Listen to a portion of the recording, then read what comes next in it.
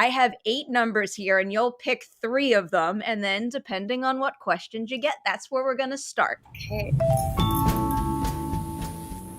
Let's go with 4. This one makes me very happy. We're calling it Running Up That Hill. I know you've probably been asked a million times what your song would be, so I'm going to flip it around and ask for your movie. If Vecna had you in his mindscape, what movie could your friends play in order to bring you out of it? Wow, that's a good one. My all-time favorite movie is something called it's called The Fall, but I think also I was just talking about Pirates of the Caribbean last night. It's just like a very quotable. I could watch that movie all day. So maybe Pirates, I think. Pirates is solid, but can we go back to The Fall for a minute, because that is a stunning film. I know it's breathtaking. It's gorgeous. And it's funny, I don't think you can stream it anywhere. And I keep talking, I'm like, you have to watch this movie, but I think I have to get a DVD and a DVD player to show people this movie. Yes. Or I guess you could like illegally download it. Wow. But just so beautiful, so good. Number 2 for you. What is your next number? How about 7? I get a little obsessed with looking at everybody's trivia page, and I was shocked that you had very few things on your page. So if you could add a super random fact about yourself to that lineup of facts, what would it be? I have double jointed elbows and hypermobile elbows. That feels pretty random. I have to ask you now for a demonstration. Is that something you can show us? Well, I've got these let's see if I can get this off. I had someone show me their double jointed thumbs recently. Oh, no, wow. Yeah, I don't know. They're a little funny. All right, you have one more pick here. What is your last number? 5? Can you give us one audition high and then also an audition low, and tell us what you learned from that low? Stranger Things is a pretty high, and low. It was one of those things that it was an audition that I had. There were like 3 stages, and at least for the first 2, I really thought I just screwed it up, just did not do good. I walked out of there being like, I think I'm going to quit. I think I'm, what am I doing here? Why am I even trying? That was awful. You're terrible. But then getting the feedback of like, oh, they loved you. It's a really, the audition world is such a funny mental space, because I'm really, I don't know, you think you have a read on people. They could be like really nice and like you never hear from them, or like they say nothing and they're like, they really loved you. So it's a bit, I feel like that alone is a bit of a high-low situation. Low in the moment, but then, paid off in the end. I could see that. Just to follow up on that a little, so you walk out of the audition thinking that you didn't give them what they wanted, but then you find out that they did like you. What is it like going into the next round? How do you kind of find the balance between how you felt personally, but also knowing that they actually liked what you did before? Yeah, it's wild, right? It's a whole like internal roller coaster. You think, well, good. I got my foot in the door again, and like I'll just really like this time I'll be good. I'll be on it. I don't know. It's funny. I can't even exactly remember why I felt so off about it thinking back, but I just remember leaving both of those like, no, just quit, just stop now. I don't know. It's a really funny thing. Nowadays you do a lot more tapes, so there's less of those waiting room moments of going in and the adrenaline and then leaving and either feeling like just like you like nailed it, you feel amazing, or you're like just throw it in the trash and you're like, well, that sucked, well, I sucked. Actors, really fun people, really.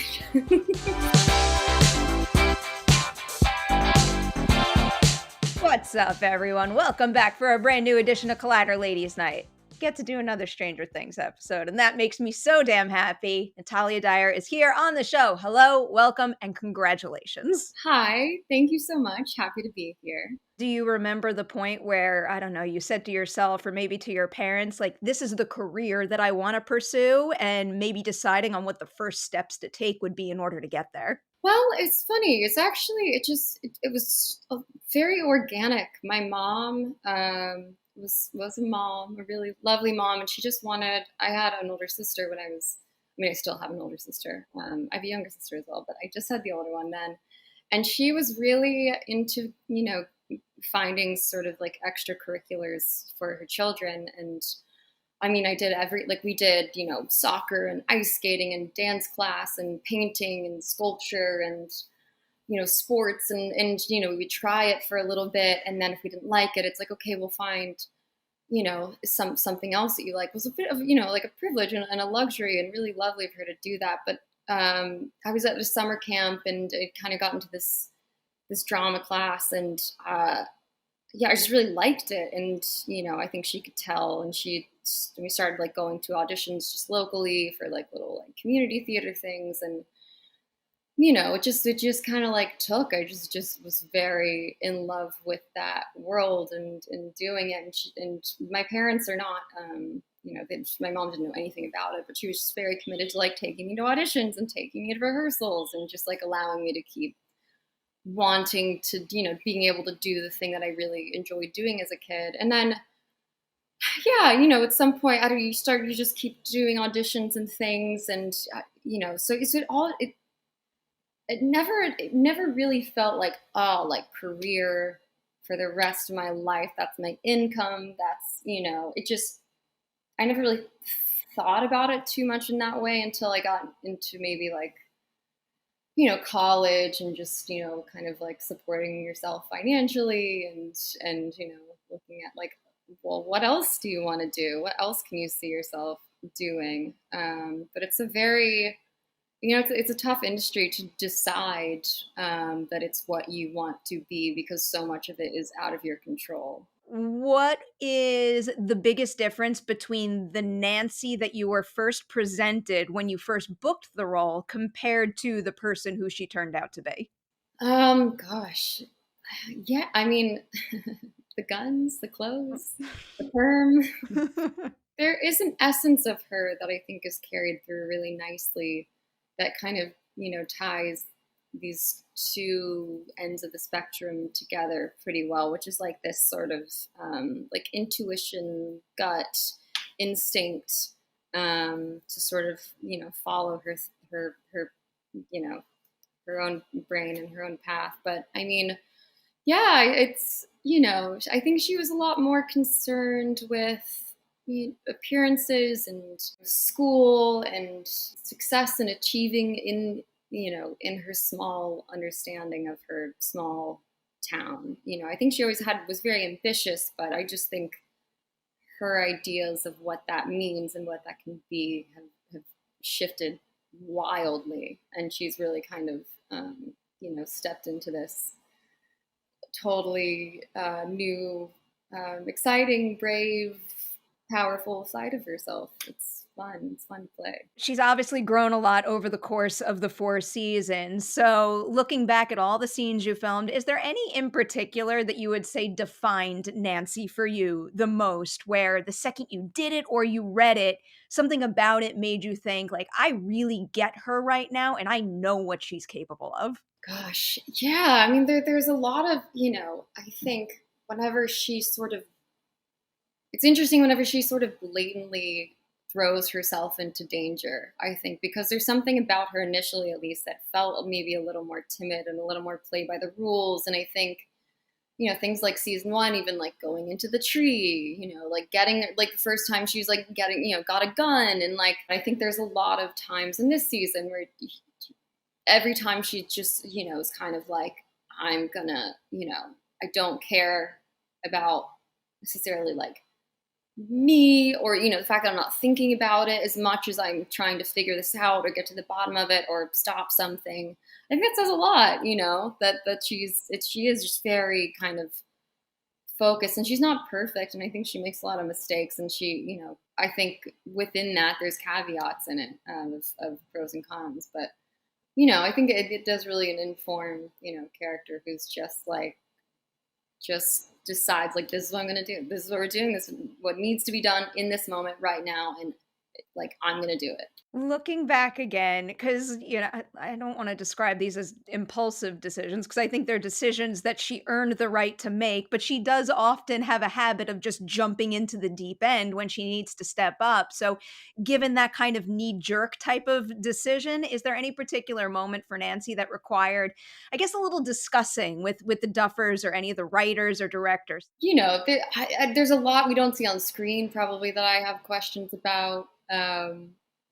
Like maybe her gun training and like how often she goes and like shoots these guns and all of that stuff. But there's I think really with her, some of the decisions I like to discuss are a little more of the like personal relationship, interpersonal dynamics of how she talks to people sometimes, or who she, thinks about. There's one in season 3, I remember that Nancy and Jonathan have a scene, and there was an initial version that we both felt was a little like harsh, and and she was just very like very very focused to the point of like, I was like, would she say that? Like, would she not care at all about this?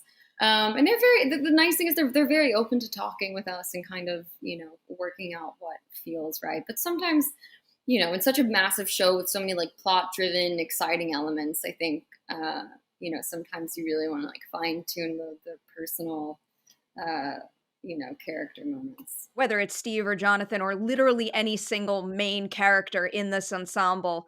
And this is more theorizing because I know you guys, like, they haven't even finished scripting season 5, but going forward, in your opinion at this point, who do you think Nancy would have the most to gain from? I think Nancy and Robin, it's a really fun dynamic, and they're so different, but they're both very smart women, which we love that. We love to see it. We love to play it. That was a really, we were both really excited about getting to do that this season. And I think it's been, I don't know, from what I've seen, like people seem to enjoy it as well, which is nice. Cause I think it's a nice, gratifying relationship dynamic. Count me as one of those people. I have to ask you about working with Maya. So you're working with an incredible ensemble for years, but what is something about her in particular that makes her stand out as a scene partner that you really appreciated? Oh gosh, she works. She's very talented. And I think especially in this role is really funny because she has so much dialogue sometimes to fit in this little chunk and just in a very like Robin way, and she always nails it. But she's just, she's just lovely to play with. She's very giving. She's really fun to watch. She's really fun to kind of play off of. She's very present with it, and that's just such a gift to be able to work with. Jumping into a specific moment now in episode 8. What was it like for you trying to figure out how much fear to exude when Nancy comes out of Vecna's mindscape, where he basically explains to her what is going to happen? Because after she explains to the group, then all of a sudden she goes back to that fight. So, how do you figure out how much fear to convey while also being able to make that pivot back to Nancy wanting to step up and take him down? Yeah, I think it's funny. I think Nancy really does compartmentalize a lot of emotions. I think since season 1 and everything that they've been through, I think her sort of coping mechanism is just like logic and focus and fight, and just like, not accepting like that as a reality. Like I can't, not like letting herself crumple into her feelings. And I think with the whole Vecna journey, it's like this thing of like she knows what's going on. It's still like scary, but he's just trying to trick her, and there's a lot of, so she's very smart. And I think, like there's a little bit of that it's shifting of like, that was insane, but also what can I do about it? I think that's, since season 1, it's like, okay, this is wild, this is scary, this is heartbreaking, but like what can I do to like change that outcome and like to change this feeling in myself, probably.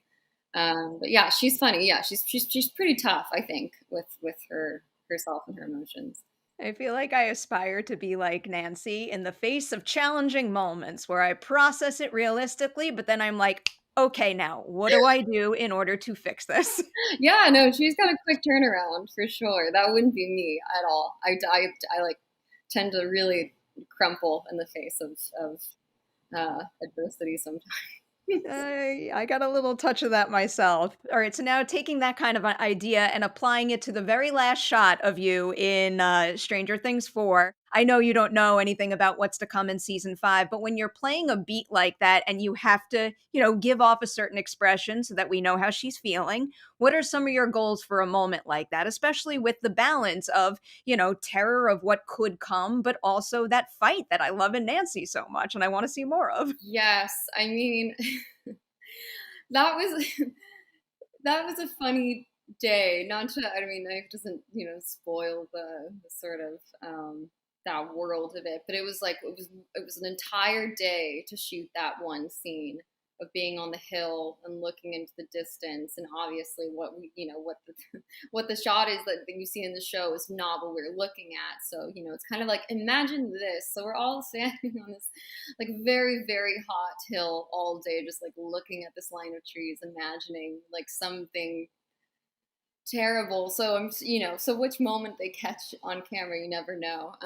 But yeah, I think it's for Nancy, it's there's a moment of shock. I think I think maybe prior to that there was a little bit more calm, or a little more faith and hoping that things would work out, and then seeing that as just a big like, oh no. But I'm sure in her mind it's an oh no, okay, what are we gonna do? You know what I mean? I need to thank you for your time today and congratulations. Congratulations on everything you've accomplished. But wow, like to see a show like Stranger Things just come out so damn hot and then really keep the bar that high through 4 really complicated seasons is something else. Thank you so much.